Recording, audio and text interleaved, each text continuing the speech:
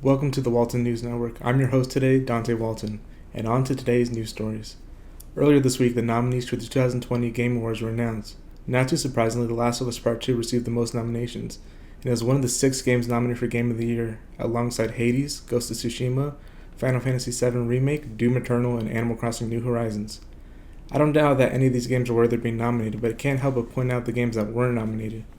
Now, there are obvious snubs like Fast and Furious Crossroads and WWE 2K Battlegrounds, but one game that absolutely deserved to be there with the other nominees was Cooking Mama Cookstar.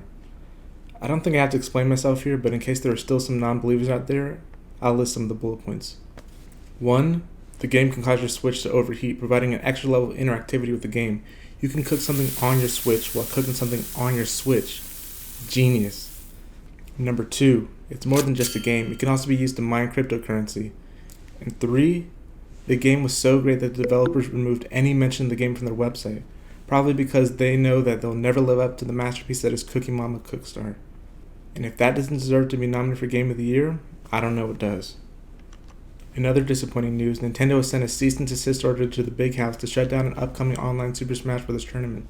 This is due to the use of a fan-created tool known as Slippy, which makes it possible to play Super Smash Bros. Melee online. In response to this, many fans have taken to the internet to fight back against Nintendo using the hashtag #FreeMelee. While many are eager to see if Nintendo will reverse the decision to shut down the tournament, we have a source within Nintendo that's provided us with a copy of Nintendo's latest response to the Free Melee campaign.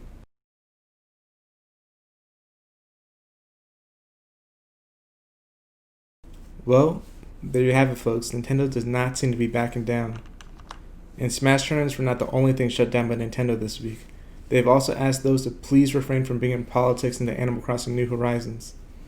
These new rules presumably made in response to a certain controversial political campaign that has found its way within Animal Crossing. Now, I'm sure that you know what I'm talking about, but in case you don't, well, take a look at this clip.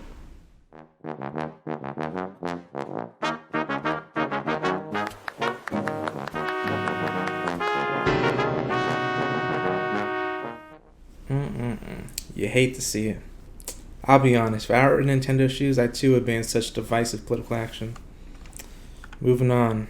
This week, Warner Brothers announced that Wonder Woman 1984 will be simultaneously released in theaters and HBO Max this Christmas. This decision seems to signal a major shift in movie studios' attitudes toward releasing blockbuster movies to streaming, rather than delaying them so they can have their proper theatrical run. The question now is how many people are still willing to go see Wonder Woman in theaters now that there's an at-home option. To get some perspective from the local moviegoers, we go live with correspondent Maxwell Miller.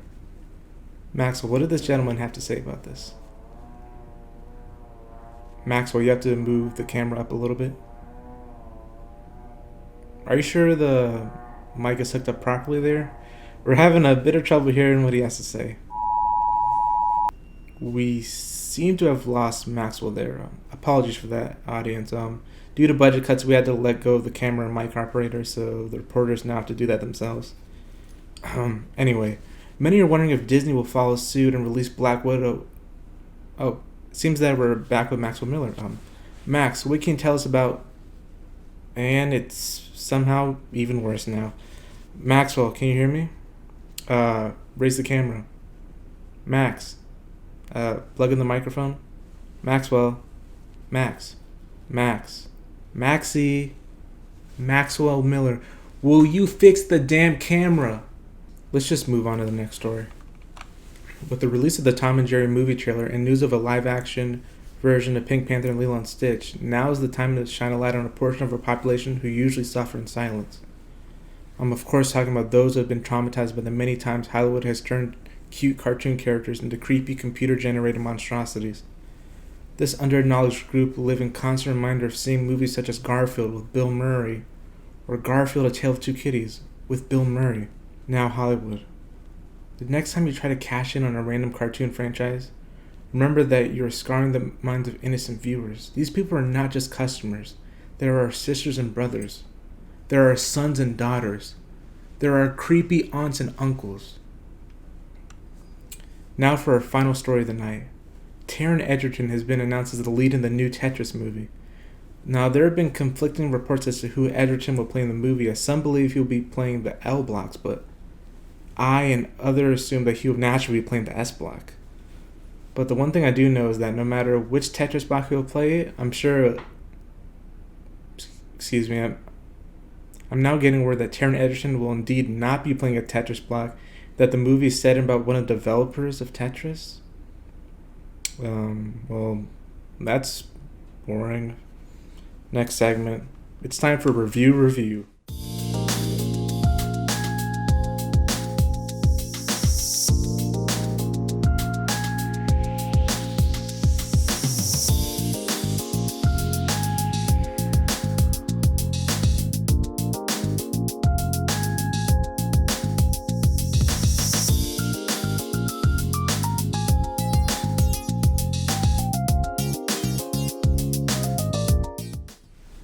Now on to today's random recommendation. Today's random recommendation is mango juice. It's delicious, it's good for your digestion, it's rich in vitamins A and C, plus it's what I've been drinking all show.